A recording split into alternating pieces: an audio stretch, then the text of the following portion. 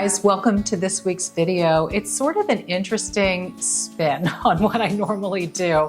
Actually, no spin at all. In fact, I really want to break down the reality of the YouTube business and how you, me, and other content creators actually sustain here and can make a living here. I get a lot of questions about that, specifically since I went from a very long news career and was able to essentially transfer into this business and be able to do so in a way where it is able to provide a roof over my head and get my kid into college and help me help my mother.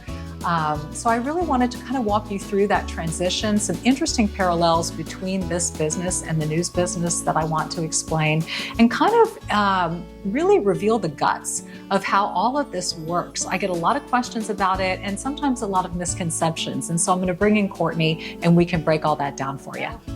Nice. Right. It is bright. Hello and welcome to the show. I feel like I'm on the news set again. Yes, we are. Hello, welcome to Channel 1. That's true. Channel 1. So anyway, I thank you, first of all, for being a part of this. You know, let me just give you a little backstory on Courtney, and she'll talk about herself as well, clearly. But Courtney has worked both on the talent side as well as the product side. Yeah. When I first started working with you, you were helping me produce my content. Mm-hmm. And then you went on to work for a big New York company that handled a lot of multi-level brands. Mm-hmm. And you were overseeing, so you kind of walk people through that too. Yeah, for sure. I started with Dominique in 2020. And then worked with you for almost 2 years. And then left that, like you said, to go to a marketing agency where I was overseeing social for 5 different brands, all kind of in the beauty skincare space. And then we just couldn't live without each other. So and here we are. Here we are again. So yes, I worked on like the influencer side. I've worked on the business side, product side, kind of have seen it from a lot of different angles. Yeah. I think, it's such a fascinating business. I mean, for me, it was a huge learning curve coming from the television news business, and kind of to walk you through my story with YouTube. I started my channel back in 2014 and I was under contract at KPRC, meaning that I was paid. I was a working news anchor. I was also under specific rules and guidelines about what I could do or not do on platforms like YouTube. And when I wanted to start my YouTube channel, it was really a place for me to create content and answer questions that I was getting from women a lot on the news. How do you do the smoky eye? And what color lipstick is that? And how do you do your hair? And a young millennial who had a YouTube channel said, hey, this would be a great space for you to demonstrate and show people how you do what it is that you do. Yeah. So it started really as a place to create and put information and true, tutorials on how I do things. Mm-hmm. And I had to operate that way for 2014, and then I retired in 2021 under these guidelines of not being able to really partake in the revenue streams that are offered on these platforms. And there are many, many different revenue streams for how content creators can exist. And, Courtney can walk you through what those are, but essentially there are really 3 of them. Mm-hmm. Yeah, YouTube monetization, affiliate links, and sponsorships. Right. Those are the big 3. And the YouTube monetization is essentially the commercials that are placed on videos on YouTube, which, I have no say as to what Google ads, what runs. So that's a strict Google thing. The creator will eventually at some point get a small percentage of that. Yes. You have to hit a certain mark. Yes, correct. And by the way, Google owns YouTube, because I feel like that can be confusing if we're saying YouTube and then saying Google. So yes, Google owns YouTube. And yes, in order to monetize or make money off of YouTube, you have to reach at least, I think it's 400 subscribers and 1,000 hours of watch time, meaning that people have to watch your content collectively for 1,000 hours. So there are thresholds. It's not just, you have to work towards being able to monetize yourself on YouTube, which obviously you've well surpassed that. But not just anybody can come on YouTube and start making money. Right, right. And that revenue stream, by the way, was something that I could partake in while I was still a news anchor at my television station. It was the only one. It was the only, it was in fact the only one. Yeah. And by no means a conflict, because again, these are ads that are getting placed on my videos, and it had nothing to do with, any relationship with sponsorships or companies, which was a direct conflict with what I did as a news anchor. So that was a very, very small revenue stream that eventually started to build up and build up. And as it was building, and I was seeing the growth not only in that, but in the channel itself and the people who were coming along and being a part of, what I call this wonderful community, and the numbers grew, that also grew. And it made me realize, wow, maybe this is something that I can grow into full time, because, while I was doing it, from the goodness of my heart, and I still do it from the goodness of my heart, in order to be able to do it full time, it has to sustain me. It has to help me live. Keep the lights on. Keep the lights on, as we say. I can't do it if it doesn't, pay the bills and do what I need for it to do. So once I was able to make that shift, it was really interesting, because it had me thinking about the parallels between this business and television news. Yeah. So when you watch a newscast, there are commercial breaks in newscasts. Generally, there are 3, if not 4. And what sets a television's ad rate is how well the television station is performing in its local market. So there are Nielsen ratings periods that take place, and they're generally 4 times a year: February, May, July, and November. February, November are the biggest and most important ones, because they will set the ad rates for the half of the year. And, this is when TV stations kind of pull out all the stops. You'll see special promotions. You'll see special investigative pieces. You'll see talent traveling. I mean, it's really like they're showcasing the best of the best. It's important, because how well that television station ranks within a certain demographic, and the coveted demo for a TV news station is women 25 to 54. And you've got overall households, but you've got that demo. That demo is important because these women are the spenders of the household, and they dictate where the money goes. So that's why advertisers covet them so much. And how a TV station ranks determines what an advertiser is going to spend on that station to advertise. Why is that important? If a television station doesn't rank well or rank high, it's going to bring in less revenue, which means there's less money for it to spend on its talent, on its promotion, and on its ability to produce. So as a news anchor, I was very tied in to how well our TV station was performing, because if we performed well, then I could get a better contract, a better salary.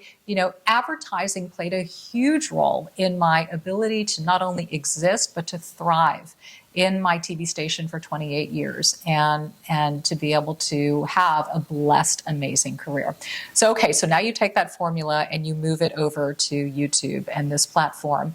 It's the same thing again. You have content creators who are not only sustaining, but they're thriving on these advertising dollars that come in. Advertising dollars also come in different ways, in the form of sponsored content. So walk everybody through what that means. Sponsored content. So essentially, we get approached all the time by different brands, companies, businesses that they want to work with Dominique in some capacity to be featured on your YouTube channel. And so from there, we get hundreds a day, a week. There's a lot. So many. And I will say that, Dominique is very, very, very selective with who she works with, what brands you're promoting. And again, not everything that you speak to is promoted at all. And so from there, we do what we call a brand deal, and you will speak to the product on a YouTube video. We like to incorporate it in a really natural way. You always like to use the product, make sure it is something that you really care about and enjoy. Yes. And then typically it's a win-win for everybody, because not only is Dominique being compensated in some way to speak about it, but then 9 times out of 10, there is some sort of code for your audience. So that way they're benefiting as well. Yes. And that's something I think that we really often talk to the potential sponsor about is that if we're benefiting in some way, we want you guys to benefit in some way. Yes. So we love when there's always some sort of offer or percentage off or discount code, something that everyone's winning. Yes. Right? That's important to me because and the other thing too is that we are, as Courtney is saying, hyper selective about what we choose for a variety of reasons. Number one, I went unsponsored for such a long period of time. So the audience got used to me not being sponsored by a company. So as of the fall of 2021, when I retired from KPRC, suddenly I could take on these branded deals, but I was incredibly mindful of how, I mean, even, and I'll give you even some more backstory in just a bit, but incredibly mindful of who, what, how often, how long. I did not want to oversaturate the audience with that. It also had to be with a company and product that I used before, had a connection to, a relationship with, results driven. I am not that kind of person that gets something and then just talks about it. That's not how I operate. So you've probably noticed that if there is sponsored content, generally it's with a product that I have mentioned before, used and love, and which is the reason why the brand has reached out to me, because they see that history and that relationship, and it has a more organic feel to it. Absolutely. And I will say, like we said, I mean, probably 90 to 95% of companies that reach out, we're turning down. And truly, I mean, it's because of you that, you want to keep this as authentic as possible. You never want to speak to something that you're not 100% on board with or that you don't know about. There's been insane deals on the table that we've walked away from, or that maybe we've said yes to up front. And then as we kind of get going, it's like, you're like, you know what, this doesn't feel good. This is not something that I want to talk about. It's not something I want to bring to my audience. And we're cutting it, which, I mean, truly, you could have a brand deal probably every day. At the rate that people reach out, we could probably put out a YouTube video every single day, and you could be talking about something new and getting paid for it, and you choose not to, which I think is huge. Because there are a lot of creators, and, it's not any judgment to them, but there are creators that, all the time, they're putting out branded content once a week, twice a week, 3 times a week, and ours is once a month, which is like a really small number when you think about it, because it's 12 times a year. That's our pacing. That's our goal. It's always been once a month and no more, because we feel that's enough. With the way things started, that's enough. And so that was a decision that was made. And it's funny because there's a company in LA that manages my channel and helps with content, and they're the ones also approached with branded deals, and their Studio 71 in Los Angeles. So we're on the phone with them weekly, and we're kind of hashing out and going through and talking about who's been approaching us and who do we talk to and how do we take this on. And they know, I mean, they say, they call me Dom. Dom, we know you're a unique bird. Your channel is very special. It's very different. You operate by different standards, and we honor and we respect that. So it's really a collaborative effort to try to figure out how to do this and how to do this with balance. And so we wanted to talk about it because we've noticed there have been a lot of comments and questions that have come up in the comment sections of videos, in particular videos that do have sponsored content about, hey, we're noticing an uptick. What's going on? You used to never be sponsored and now you are. And I just wanted to explain to you the thought process behind that, and that it's very intent driven and very, very consumer focused on you for a variety of reasons, not to overdo it, but also to give you added benefit if it is going to be done, because that's my feeling. And Courtney mentioned it earlier. If I'm going to benefit, we want you to benefit too with a discount on an offer. So there's that. And then the other thing to talk about are affiliate links. Yes. And actually 2 different types of links. There are affiliate links and non-affiliate links. So Correct. Courtney can explain those too. Yes. So affiliate links are basically links that when you click on it, Dominique will receive a very small commission on that. And the type of affiliate links that we use, again, in every video, a lot of you always ask, even if it's not a makeup tutorial or it's not a fashion video, people are constantly asking, well, what lipstick are you wearing? What eyeshadow are you wearing? What shirt are you wearing? What this, what's that, whatever. And you've been sharing that with people forever, forever providing links, forever, telling people what you're doing, what you're wearing, all what brand it is and all that kind of stuff.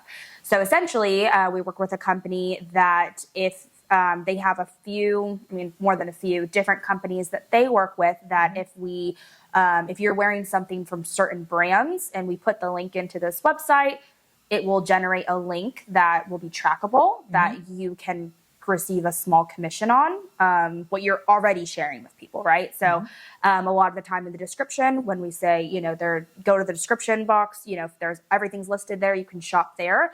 That's something that you've been doing since the start of your channel. Yes. So the only difference now is that she can benefit a little bit more from sharing what she's already sharing with you. So it's not a sponsored video where you're getting directly paid. It's if you happen to click on the link and you happen to like what she's doing or talking about or wearing or whatever, then a small portion of that will go to you. But I think it's important to note that it's small. Again, it's small.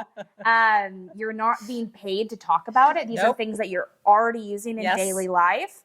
It'd be the same right now. Obviously, I'm not an influencer. And if someone said, oh, like what foundation are you wearing? We could link that. And again, I'm not an influencer, but it's just something that we can tell you and we can commission off of.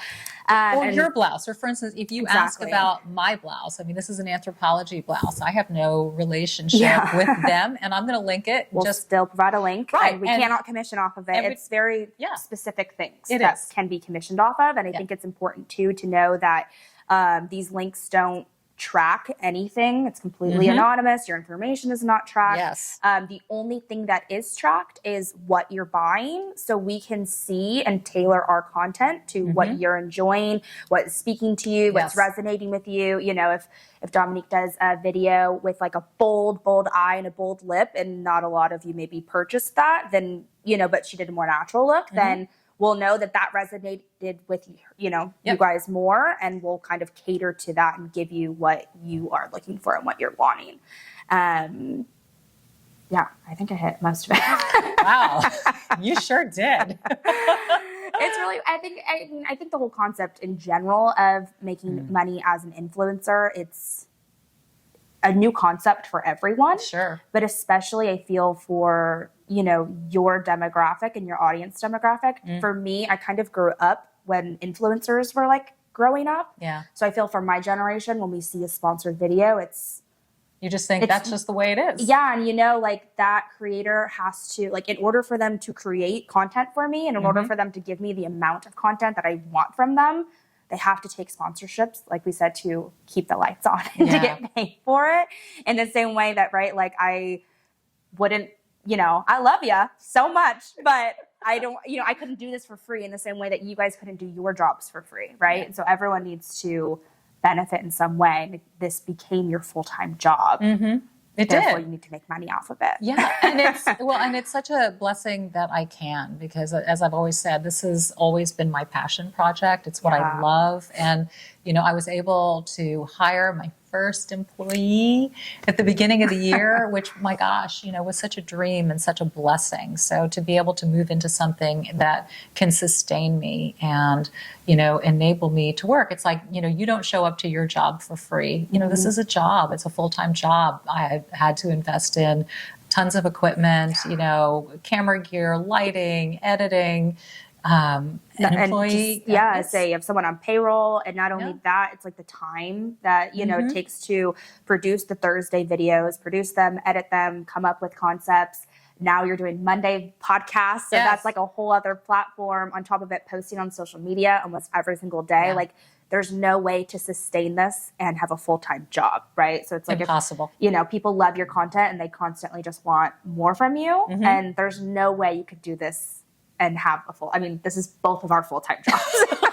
And then some. And then some. There's some nights, I'm like editing, it's 10:30 at night, she's doing something.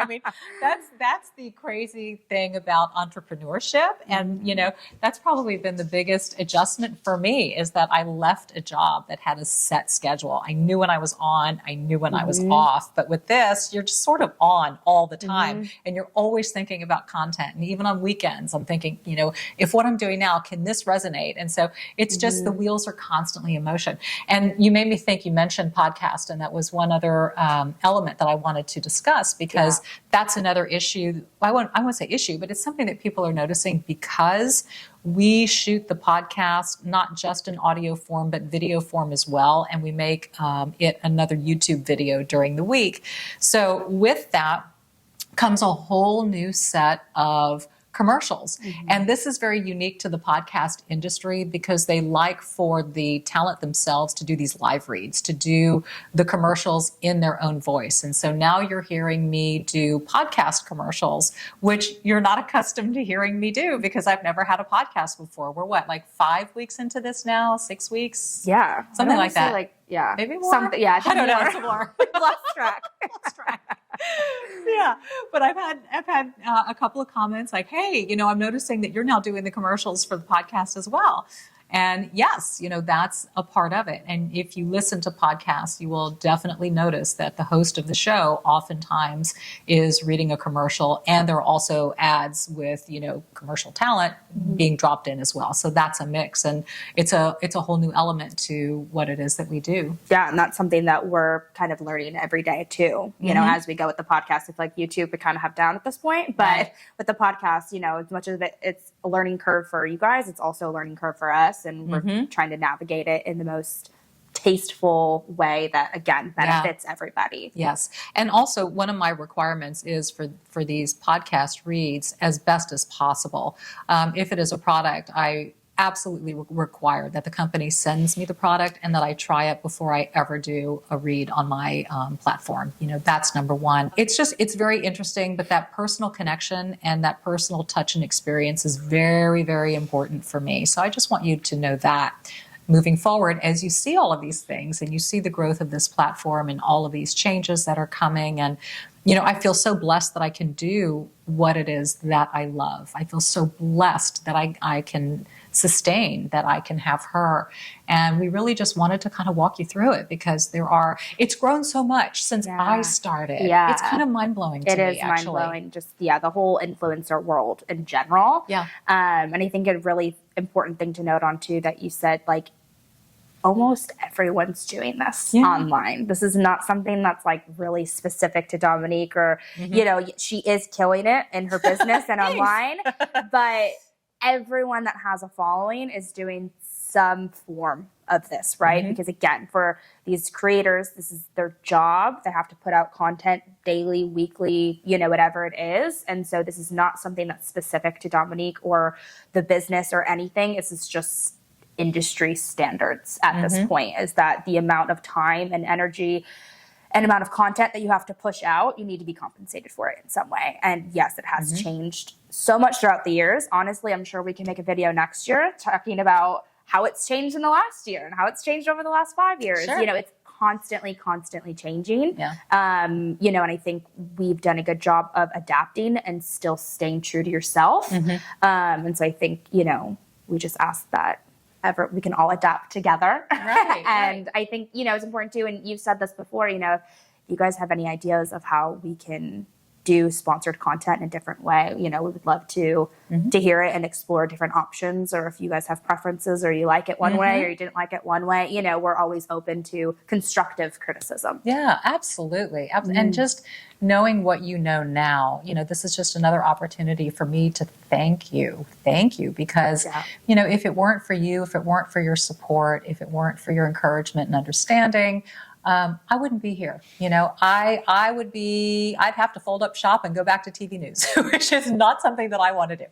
So I'm so grateful that I'm here and that this is sustainable. And I really, really thank you from the bottom of my heart for being such an incredible supporter, for, subscribing to my platform. Oh my God, we didn't even talk about subscribing and just the importance of that and what that means. Because a lot of people think that, you have to pay something, or, what does all of that mean? But essentially what it means is, you help grow my platform, and you help YouTube push my content to other people who are searching for this kind of content. So that's why subscribing is important to either the YouTube platform, the podcast as well. You can't grow without subscribers and without people sharing. So yeah, and I think it's important, like you said, subscribing is free, and I think it's also really important to remember that watching the content is free as well. You don't pay anything to watch a YouTube video. You don't pay anything to follow her on social media. You don't pay anything to listen to a podcast. Everything is free, right? So no loss on you guys. There just needs to be compensation on your end for putting out this amount of content. And so that's why, you know, and if you don't like it, then you don't have to watch it. Skip that episode. Like with anything in life. Scroll forward a little bit. You'll get right past it. So there you go.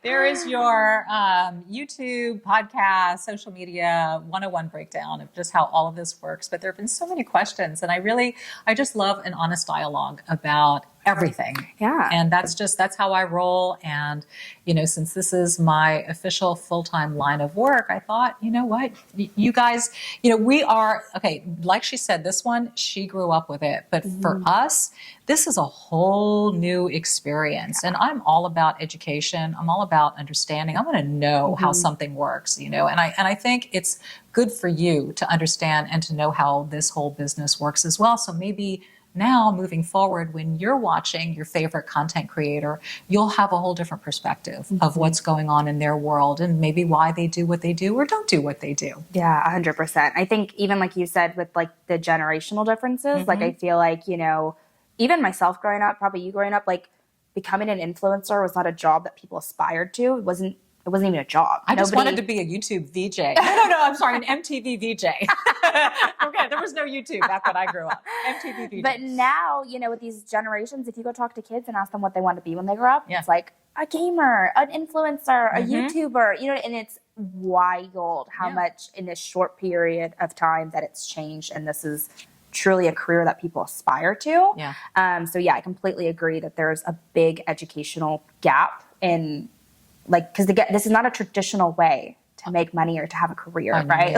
Like growing up, like you said, it was a 9 to 5. It was very traditional. You know what you were doing. You did your job. You clocked in. You clocked out. And now, it's very different. You know, and that also speaks to the fact that because this is ever changing and evergreen, there are fluctuations that take place constantly in this industry, and the economy has a huge impact and effect on the advertising and the revenue. So, you know, while people are intrigued and are really trying to position themselves to come into this, you know, it's not a given. It's not a guarantee that you can sustain in this business. And, you know, I've seen months where, you know, when the economy is great, the revenue has been tremendous. And I've seen months where it's like, oh my gosh, better save for a rainy day. You know, it's getting a little tight.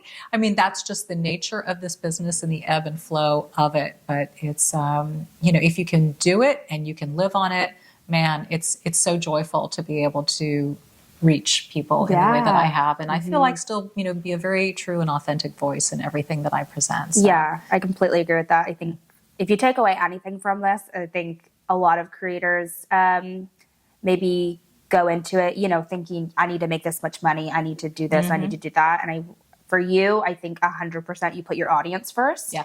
You know, she's not sitting here being like, yeah, I'll do this deal. I'll do this deal. It's like, what will my audience like? What will they benefit from? What will they resonate with? And then you're thinking of yourself secondly. You know what I mean? Which is huge because I don't think a lot of people can say that. So there you go. She loves you. I do.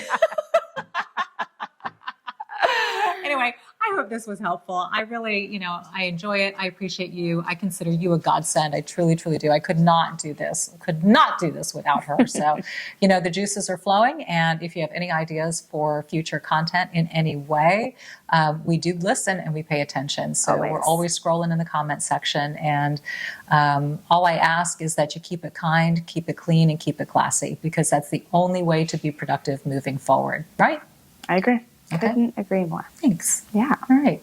But yeah, if you have any other questions too about sponsorships, again, we want to be transparent, and so feel free to drop them in the comments, and we'll answer them to the best of our ability. Because again, we're all still learning. And so we'll leave it on that. Yeah. Have a great weekend, and we'll see you next week. Bye. Bye.